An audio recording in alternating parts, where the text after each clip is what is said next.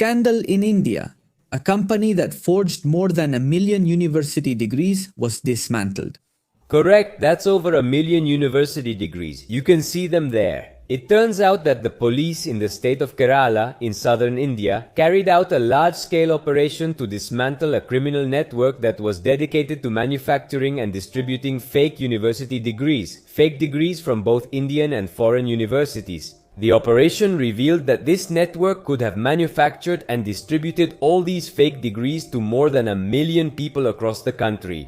The authorities seized hundreds of forged stamps, printers, computers, and around 100,000 fake certificates ready to be used. The forged documents included bachelor's degrees, master's degrees, and university diplomas that could be used to get jobs, visas, and employment benefits, both in the country and abroad. And with this operation, they arrested about 11 people. But if you think about it, there must be a ton of people from India abroad who don't know how to do anything but still have jobs, right? That's right. If you think about it, it's pretty shocking. There are more than 1 million people from India living abroad who got jobs thanks to a university degree. False. And although it's true that there are many careers that personally, I think don't need a university degree. Look, it turns out that many of the forgeries are in fields like medicine or even nursing. Imagine having surgery from a fake doctor. Your life would be seriously at risk. By the way, this isn't the first time this has happened in India. Pay attention to the 2018 news. The fake diploma business in India was dismantled. The accused sold 50,000 certificates. Well, that was one business. The one they just dismantled was another. But I think they're not the only ones, and that there are many more cases like this in India. Speaking of international scams from India, let me remind you of this one. Wilder AI, the startup that scammed Microsoft, pretended to be artificial intelligence, but it was actually 700 Indian programmers. They promised to create apps instantly, as easy as ordering pizza. It was seen as a British unicorn. Behind the company, there were workers automating tasks. Just imagine, it wasn't artificial intelligence, it was 700 employees from India working. So clearly, you have to be very careful with things that come from that country. Australia is at the center of an international university degree fraud scandal carried out by criminals in India. Last month, local police in the subcontinent broke up a major fake university degree network, arresting 11 and seizing over 100,000 forged certificates tied to 22 universities. The certificates were high-quality forgeries with holograms, stamps, and signatures for degrees in medicine, engineering, and nursing. Authorities estimate that more than 1 million of these fake documents have been sold and used to get jobs abroad, even right here in Australia. How many of those people are now in Australia working with fake degrees? Well, that number is unknown, however. Something similar has already happened here before. In 2024, the authorities identified and cancelled licenses of vocational education providers that were shut down, including fraudulent schemes. These fraudulent ones affected about 23,000 foreign students, mostly from India, Nepal, and Pakistan. But what? What madness? Always the same ones. Let's see. Is it true that practically everywhere in the world there is forgery of university degrees? This is not a new practice, it's actually quite old. However, in countries like India or Pakistan, it occurs on a large scale. Guys, 1 million degrees, and this was done by only 11 people.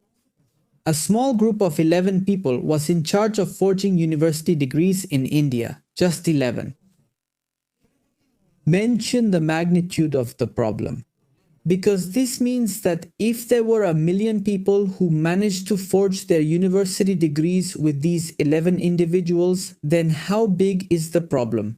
I mean, how many people are forging their university degrees in India? Today they caught 11 people, but in 2018 they caught 3 who forged 50,000 certificates. So I wonder how big could the problem be? Because I can assure you, I can guarantee you that the vast majority of people who sell fake certificates still haven't been caught, they're still free, they're still selling those diplomas. I guarantee it. Because ask yourselves, how many millions of people from India are living abroad and working as professionals? How many millions of people are doing that right now? It's very serious. The problem really is, it's extremely serious. Many of these cases happened in high-demand fields like elder care, early childhood education, and disability support, where diploma mills let students purchase certificates without attending classes or taking exams.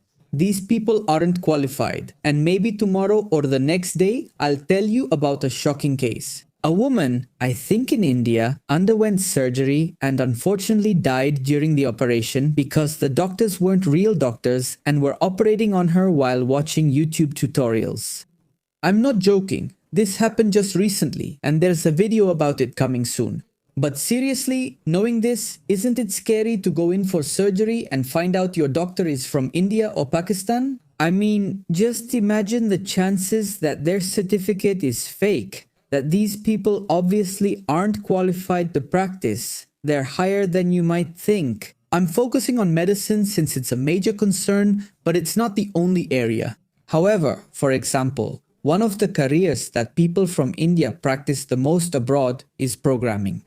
Silicon Valley is full. It's packed with people from India. And yet, even though many of them could have fake degrees, let's see. I believe that if you hire someone and this person faked their degree, you should fire them. You should fire them, obviously, because you can't trust that person. However, I think it's not as risky as the case of a doctor. Just so you know, Silicon Valley has accidentally hired employees from North Korea. Yes, that's true. North Korea, under the tyranny of Kim Jong-un?